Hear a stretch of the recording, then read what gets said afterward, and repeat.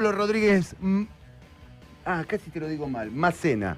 ¿Qué iba a decir? No, ¿Qué iba a decir? No sé qué. ¿Qué hace, Pablito? ¿Cómo va eso? ¿Qué quilombo que armaste, loco? ¿Qué terrible. quilombo que armaste en el mundo? Che, está bueno. No, yo no.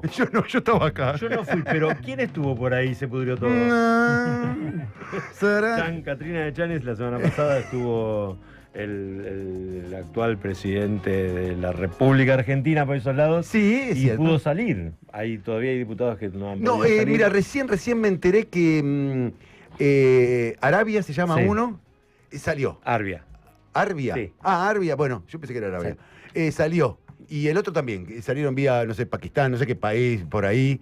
Un quilombo, va. Bueno, fueron a pasear un tiempito con la nuestra, decían. Claro, ¿qué se habrán hecho la circuncisión? Pues ya sabes. Bueno, qué sé yo. La cuestión es que, más allá de chistes y anécdotas y demás, la situación en el mundo está extremadamente complicada. Sí. No da para ni un chiste. Bueno, para chistes en serio, porque está la cosa complicada en serio en una escalada entre Israel e Irán, que cambia el eje de la habitualidad del conflicto que venían teniendo ya desde la década del 70, fines de la década del 70, con la caída del Shah, en donde Irán pasó de ser un país amigable con Occidente, amistoso con Occidente, a estar en un enfrentamiento con Occidente, y Israel lo considera un enemigo, e Irán considera enemigo a Israel. Claro.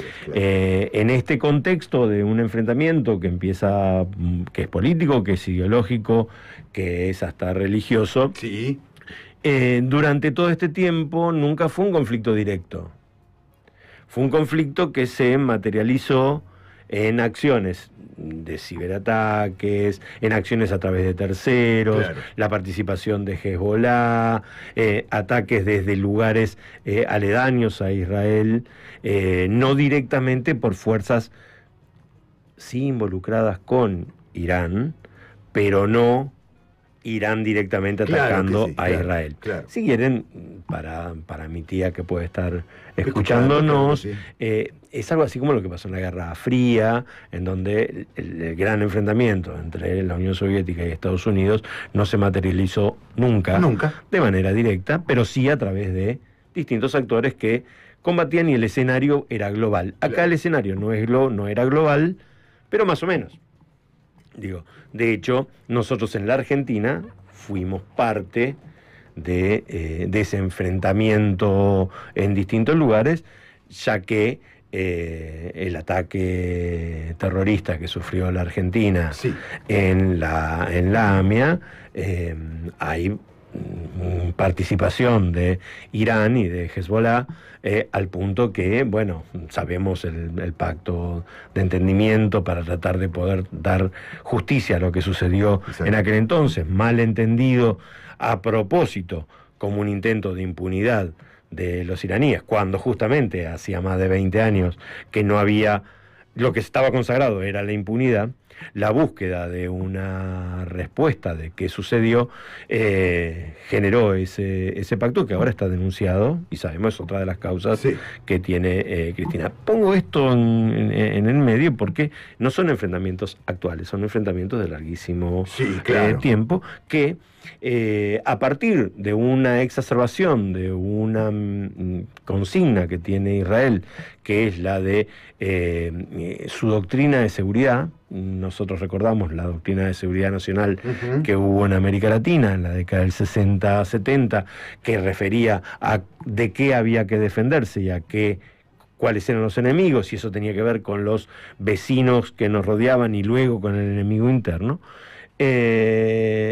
Israel considera a Irán su enemigo, y a partir de considerarlo su enemigo, ve el plan nuclear, que para Irán es de desarrollo de energía nuclear para usos pacíficos, y que está en acuerdo con Estados Unidos, intentando hacer un tratado para poder desarrollar su esquema nuclear. Israel, aprovechando la oportunidad de, creyéndole a Trump, de eso de cuando asumió, dijo: tienen vía libre durante un tiempito, resuelvan lo que tengan que resolver y luego no nos metemos en esto.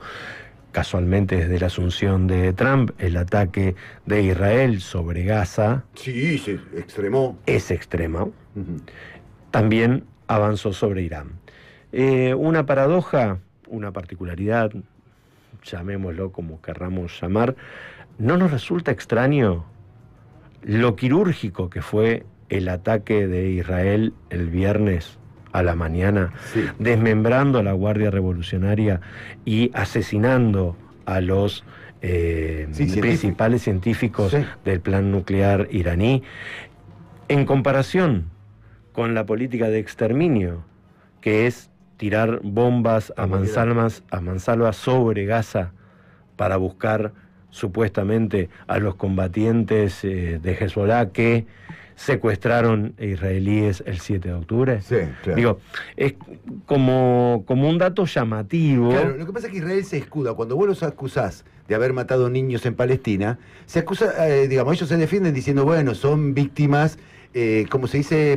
daños colaterales. Daños colaterales. Pero después demuestran tener una puntería bárbara. Quiere decir que no son daños colaterales, entonces. Son, como mínimo, es raro ese concepto, claro, de daño colateral. De la misma forma como es raro el concepto de ataque preventivo.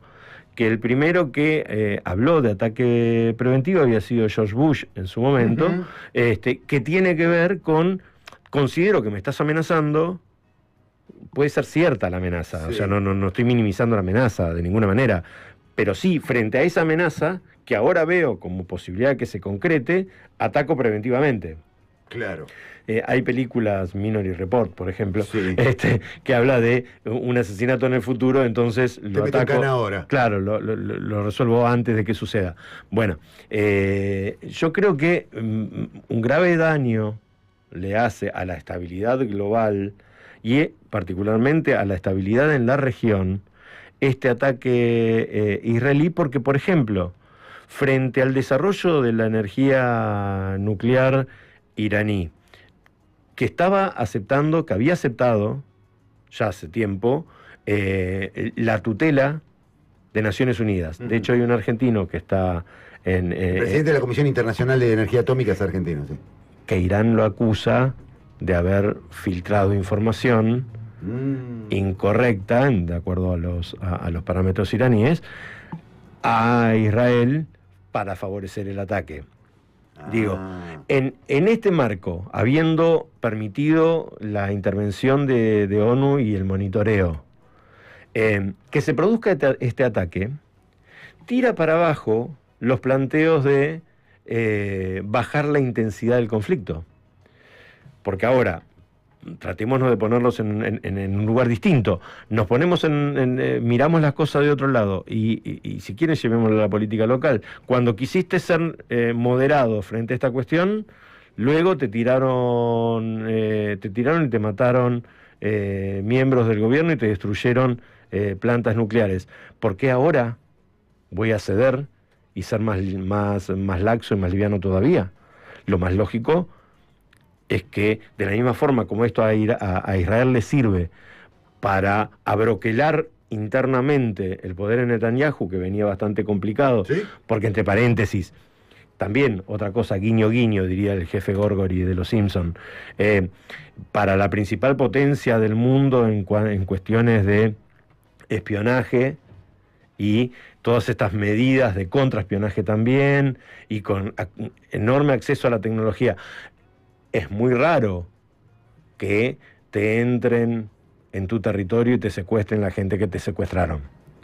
Salvo que haya mirado para otro lado o que efectivamente tus responsables de inteligencia hayan estado en una fiesta... Claro, no son tan buenos. No sean tan buenos como decís, o que sean tan buenos como para permitir que pasen estas cosas y luego entonces tener una justificación para un ataque posterior. Digo, todo este tipo de cuestiones llevan a una exacerbación de un conflicto que hoy asume dimensiones políticas notables, al punto que desde Estados Unidos han dicho han habilitado ataque hacia Irán, y acaba de salir el hijo de Respaleza, sí, hablando de la existencia de un plan ya para gobernar Irán, Estados Unidos haciendo un llamamiento para el levantamiento. Ahí vemos en YouTube Bien. que estuvo tuiteando el presidente de los Estados Unidos amenazando a Irán, diciéndole que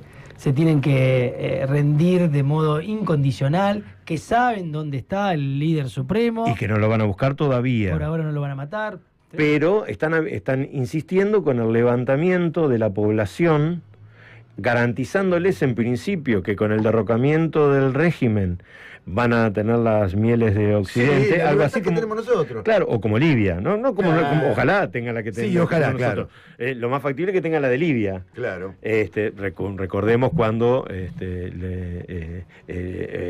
hubo ese levantamiento popular en Libia, terminó con la muerte de Gaddafi, con ¿no? la muerte de Gaddafi, con un país arrasado. Claro que Digo, en el medio, también esto da para una conversación larga y de paso les voy a proponer una cosa para las próximas columnas. A ver.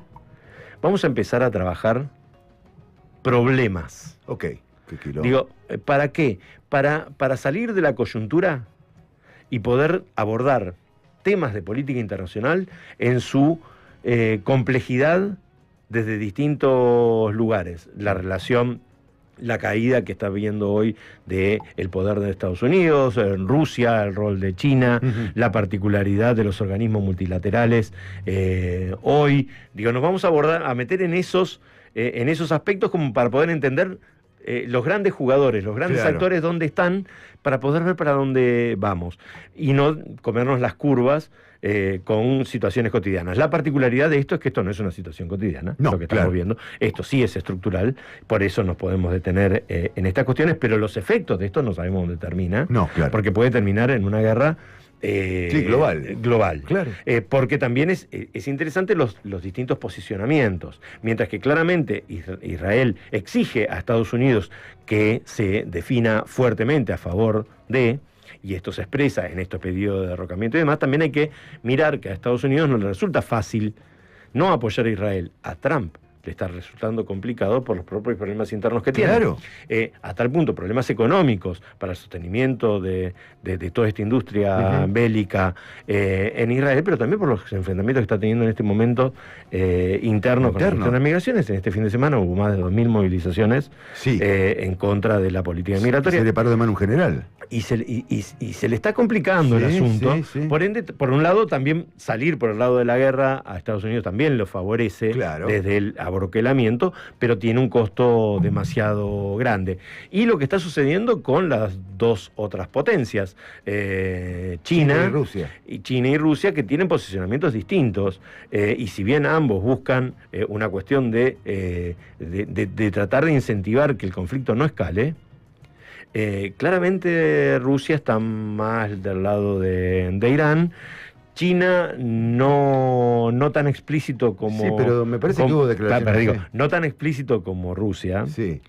Pero claramente sí explícito en el rechazo al ataque de Israel. Entonces, en diplomacia y en política internacional, esos pronunciamientos son muy particulares. China, y de hecho vamos a hablar de China, un punto específico en nuestras columnas próximamente, el rol de la diplomacia china hoy, defendiendo un multilateralismo distinto al que teníamos, es clave y está siendo como el garante de una nueva modernidad, podríamos decirlo de esa manera. Entonces, los pronunciamientos de los distintos actores hoy es interesantísimo ver cómo tratan de ponerle cierto paño frío a una cuestión que está recontra caliente. Claro que sí. Recontra caliente.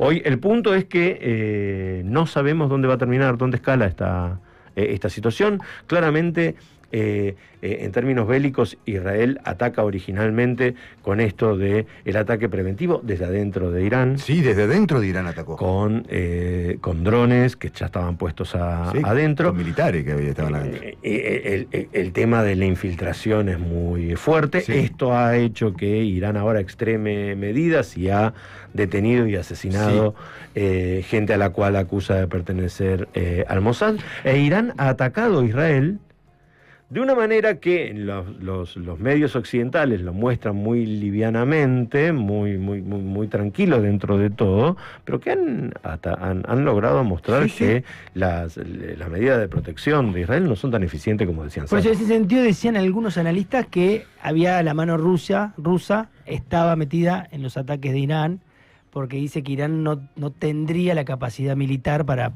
el famoso escudo que tienen los... Para bloquear el escudo. Para superar el escudo, claro, que tienen los israelíes, y que eso tiene que ver con la participación y la asistencia rusa. Mira, Irán usó un misil hipersónico que lo tienen los rusos y los chinos nada más.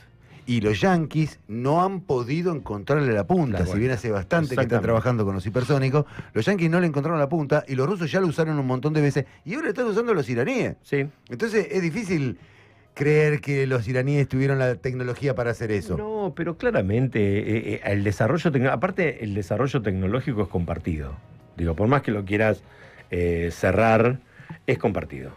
Digo, y a nivel de conocimiento científico, el conocimiento científico no puede ser bloqueado por una nacionalidad. Termina llegando. Sí, claro. El tema es tener las capacidades económicas para poder hacerlo. Desarrollarlo, digo, claro. Y en este contexto, en un contexto de guerras y de actores tan decididos a actuar de determinada manera, bueno, no es tan extraño ver que la posibilidad que lo tengan. Por otra parte, permitime preguntas ridículas a las 16:42 de la tarde de un martes post-feriado o día no laborable en la Argentina. Y es, ¿por qué hay algunos que tienen permitido tener armas nucleares y otros no? Y otros no.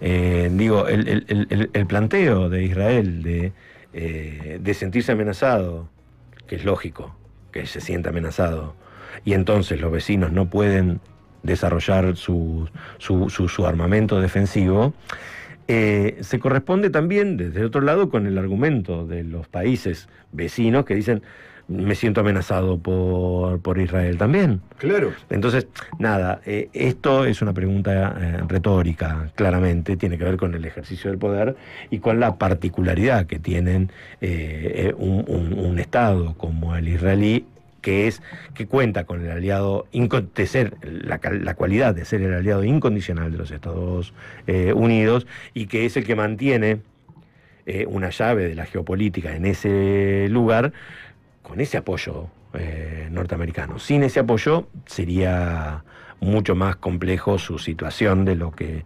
efectivamente es.